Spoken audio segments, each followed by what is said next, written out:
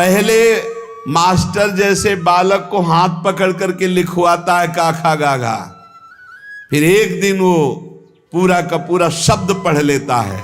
ऐसे प्रारंभ में गुरुदेव साधन बताते हैं, बहुत ही कड़वा लगता है, लेकिन जब वो तो सब ज्ञान उसके अंदर जागृत हो जाता है, सब वैराग्य भक्ति सब अंदर जागृत हो जाता है।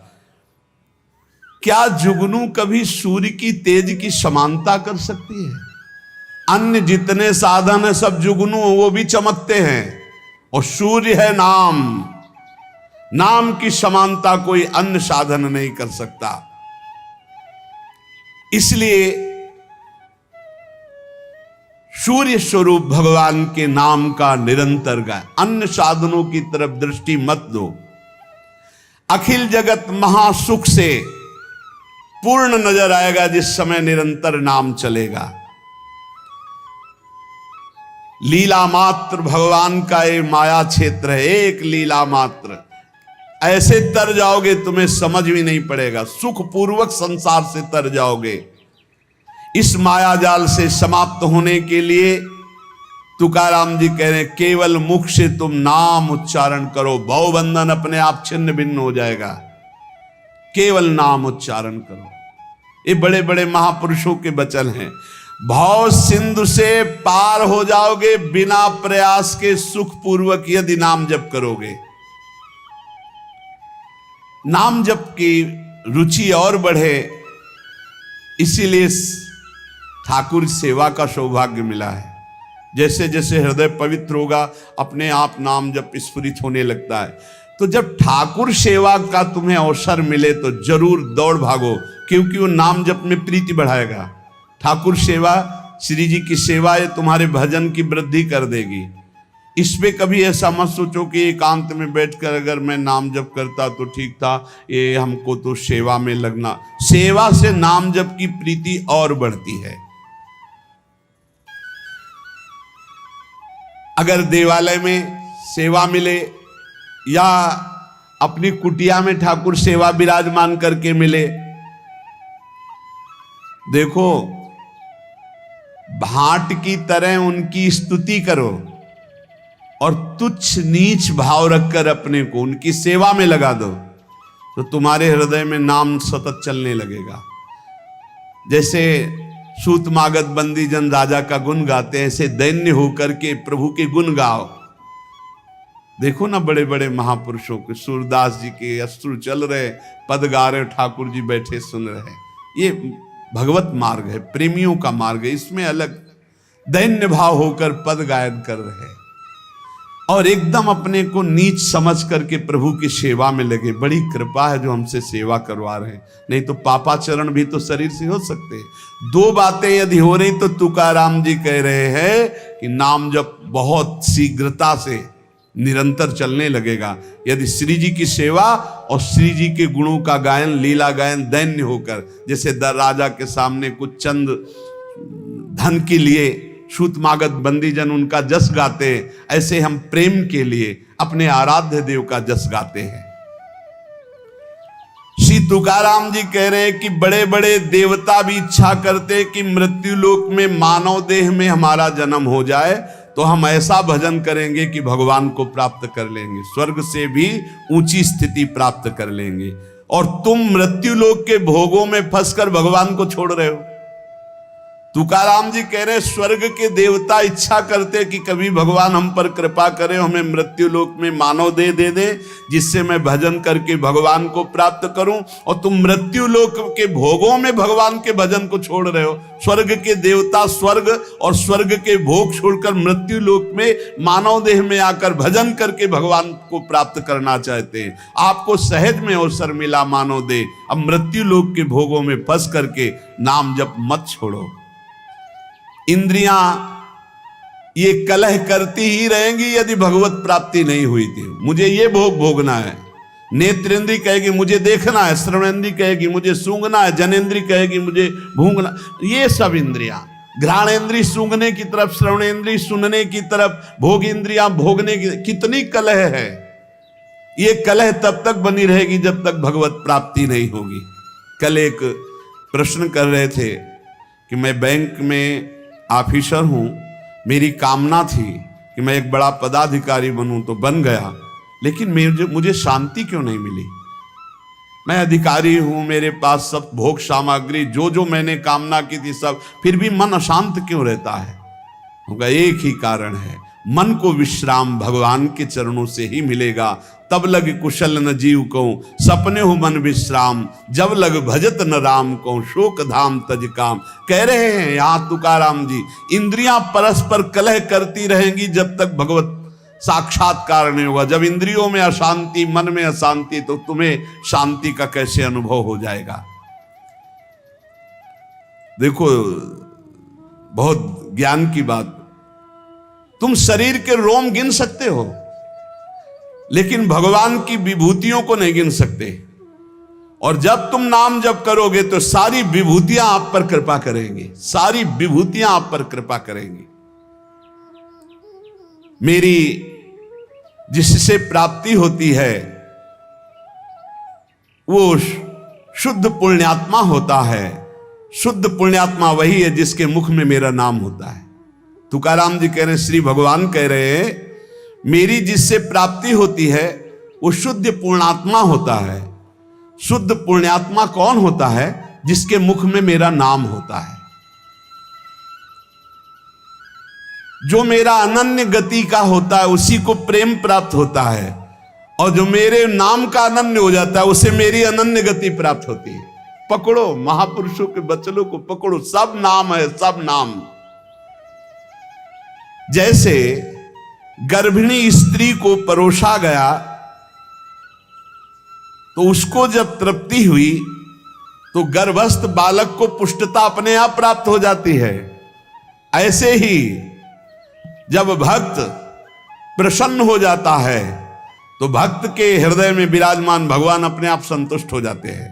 तो नाम जप करे और भक्तों की आराधना करे, अपनी कोई स्वतंत्र इच्छा ना रखे, अपनी इच्छा को भगवान की इच्छा में समर्पित कर दे। माली जल को जिधर ले जाता है उधर ही जल प्रवाहित होने लगता है। हमारे जीवन बगीचा के मालिक हैं भगवान गुरुदेव। जिधर वो हमको ले जा रहे हैं, हमको उधर ही बहते चले जाना है। अगर उधर नहीं जाओगे तो प्रवाह फूट पड़ेगा और गलत दिशा की तरफ चला जाएगा। तुकाराम जी कह रहे हैं, मधुर और विशद आनंद देने वाला भगवान का नाम है। देखो, जल में भेद नहीं होता, जल सब में गिरता है, लेकिन अपने भावानुसार उसका स्वरूप अलग हो जाता है। जल तो ईख में भी गिरता है तो वही जल मधुर गन्ने का रस बन जाता है, और जल धतूर में भी गिरता है जिससे उसका फल पुष्ट होता है, वो जहर बन जाता है। जल केले में गिरता है जिससे कपूर बन जाता है। जल सीपी में गिरता है तो मोती बन जाता है। जल तो समान भाव से बरसता है, लेकिन अधिकारानुसार उसका फल अलग अलग हो जाता है। तो जो उपासक भगवान में डूबा हुआ है वो महामधुर रस, विशद आनंद, विभिन्न विभूतियों का कृपा पात्र बन जाता है। और जो भगवान से विमुख है तो कृपा उनको भी की, मानो दे दिया है, पापाचरण करके अपने जहर जैसा जीवन बना लेते हैं, अशांति में जीवन बना लेते हैं।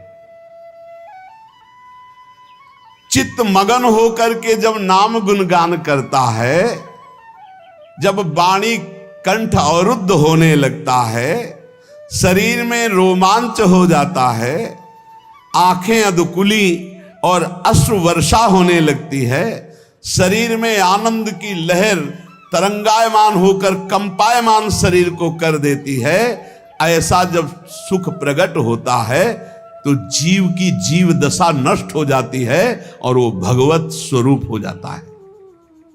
बनावटी नहीं, स्वाभाविक ये स्थिति। जब नाम गुण कीर्तन करते हुए ऐसी मस्ती छाती है, आपाद मस्तक, शरीर के चरण से लेकर मस्तक तक रोमांच हो गया, आंखें अधखुली हैं, चेष्टा रहित है, आनंद जल अश्रु रूप में बरस रहा है, और ऐसी लहर आनंद की उठ रही कि शरीर कंपायमान हो रहा है। महासुख अलौकिक रस जब प्रकट होता है ऐसा, तो जीव की जीव दशा नष्ट हो जाती है। सच्चाई से यदि आप कोई भी सेवा करते हैं तो आपको मांगना नहीं पड़ेगा, शब्द लिख लीजिए, मांगना नहीं पड़ेगा। वो सर्वज्ञ सर्वशक्तिमान तुम्हारे मन में बैठा देख रहा है। ये हम कहें कि सेवा के लिए हमें अर्थ मांगना पड़ेगा, सेवा ही नहीं हो रही। अगर सेवा कर रहे हो तो सेव्य सब देख रहा है, आगे से आगे व्यवस्था ना हो तो मुझे बताओ, आज तक बताओ, आप मांग नहीं रहे तो कौन सी सेवा रुकी है, कौन सा आपको समस्या आ गई? अगर मांग के करना चाहते हो तो सेवा फिर अन्य आश्रय बन जाए तो हमारी सेवा में कलंक लग जाएगा। कुछ नहीं तो हमारे आंसू है ना, हम रो रो कर तुलसी दल और एक चुल्लू जल भर करके उसमें दोने पे रख देंगे, और जल में भावना करेंगे 56 भोग की, लो प्रभु। श्रृंगार में भावना करेंगे, तुलसी जी चरणों में चढ़ा दी, संपूर्ण श्रृंगार हो गया, और जल आपके सामने, प्रभु मुझ अकिंचन के पास आप ही कहो, दूसरा कोई। और अश्रु चल रहे, हो गया, इससे बड़ा कोई पूजन नहीं, इससे बड़ा कोई श्रृंगार नहीं। हम अपने आराध्य देव के सिवा अन्य नहीं, ना किंचित वांछति, ये बैठा लो हृदय में। यदि आगे बढ़ना है, कदम कदम पे जीवन में अनुभव किया, कदम कदम पे व्यवस्था उनकी, कदम कदम पे।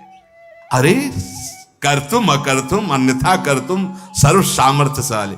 श्री जी साथ चल रहे हैं तो फिर दुर्लभ क्या? हम लोग विश्वास में डगमगा जाते हैं, बट विश्वास अचल निज धर्मा। अरे वो जान रहा है, तुम जो सोच रहे हो वो सुन रहा है, बोलने की मुझसे जरूरत नहीं है, वो सर्वशक्तिमान है, वो जैसा करेगा परम मंगल करेगा। ना किंचित वांछति, नहीं, चाह नहीं होनी चाहिए। चाह अगर है किसी से भी तो ये हमारी शरणागति में कलंक लग जाएगा। जो इस प्रेम लक्षणा भक्ति को प्राप्त करना चाहते हैं, इस बात को समझ लें। कैसी भी परिस्थिति हो, किसी के सामने पेश मत करो। वो जान रहा है, वो जब करेगा तो नाच पड़ोगे, रो पड़ोगे कि कितनी हमारी बात देखते हो, कितना हमें प्यार करते हो प्रभु। और दूसरा करेगा, तब आप, जब आप याचना करेंगे और फिर वो दूसरा करेगा तो बदल जाएगा, आश्रय बदल जाएगा। यत् प्राप्य न किंचित वांछति और ना सोचति। भक्त जब ना मोक्ष की चाह करता है तो भोगों की बात क्या। सच्ची मानिए, जब हृदय ऐसी शांति को प्राप्त हो जाता है, ऐसे आनंद को प्राप्त हो जाता है, ये सारे वैभव उसके आसपास हाथ जुड़े खड़े रहते हैं। जब वैभव पति उसके हो गए, मायापति उसके हो गए, अनंत शक्तियों के स्वामी उसके हो गए, तो उसको क्या जरूरत है। सच्ची उसके अंदर कोई चाह नहीं रह जाती। स्थिति आती है, कोई चाह नहीं रह जाती। भोगों के नाश में, या किसी के बिछुड़ जाने पे, या सर्वस्व के विरोध पर ना सोच, उसके अंदर शोक नहीं होता। जैसे बहुत लोग सपोर्ट कर रहे हैं तो आप राजी हैं, और बहुत लोग विरोध करने लगे तो आपकी भक्ति लोगों के अनुसार चल रही क्या? आपकी भक्ति लोगों के अनुसार चल रही कि सपोर्ट कर रहे हैं तो हमारी भक्ति ठीक है, और वो कल सपोर्ट ना करें, वो प्रशंसा ना करें, निंदा करने लगे तो तुम्हारी भक्ति टूट जाएगी, लड़खड़ा जाएगी। नहीं, ये एकांतिक भक्ति दृढ़ होनी चाहिए। कोई सपोर्ट करे या कोई निंदा करे, हमारे उससे कोई फर्क नहीं पड़ता। हमने अपने हृदय से, गुरु प्रताप से, प्रभु से प्यार किया है। वो भी हमें प्यार न करे तो भी कोई चलेगा, वो भी हमें प्यार न करे तो भी हम उन्हीं को प्यार करेंगे। चूकना नहीं। वो तुम तो जो प्रेम का किनका पाए हो, उनकी नजर से पाए हो, वो प्रेम समुद्र है, ऐसा नहीं हो सकता।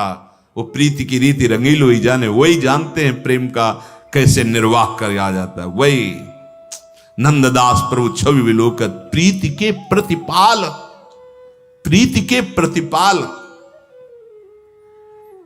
कोई भी वस्तु, कोई भी पदार्थ नष्ट हो जाए, शोक मत करना। लीला बिहारी के ऊपर विश्वास रखना, वो एक साथ ऐसा सब। और सच्ची मानो, बड़ा कृपा होती जब कोई सहयोगी नहीं होता, क्योंकि मन को भागने का अवसर नहीं मिलता और एकमात्र उन्हीं की तरफ भागता है। बड़ी कृपा करते हैं प्रभु, आसपास से घेर देते हैं और एक मार्ग, एक झीना सा मार्ग देते हैं, हरि शरणम, चलो इस मार्ग में चलो। बड़े से बड़े तिरस्कार, विपरीत परिस्थिति या प्रिय वस्तुओं का नाश हो जाना, उसे कोई शोक नहीं होता। नामदेव जी महाराज की कुटिया है, वो कहीं कीर्तन में थे, किसी ने सूचना दी आग लग गई आपकी कुटिया में। बड़ी मेहनत करके, झुलस करके लोगों ने कंबल और कुछ ऐसी वस्तुएं निकाली, सर्दी का समय था। श्री नामदेव जी महाराज जब आए तो देखा भीषण लपटे कुटिया में उठ रही, बड़े आनंदित हो गए। प्रभु कितने कृपाल हो, इस रूप में आप आए हो।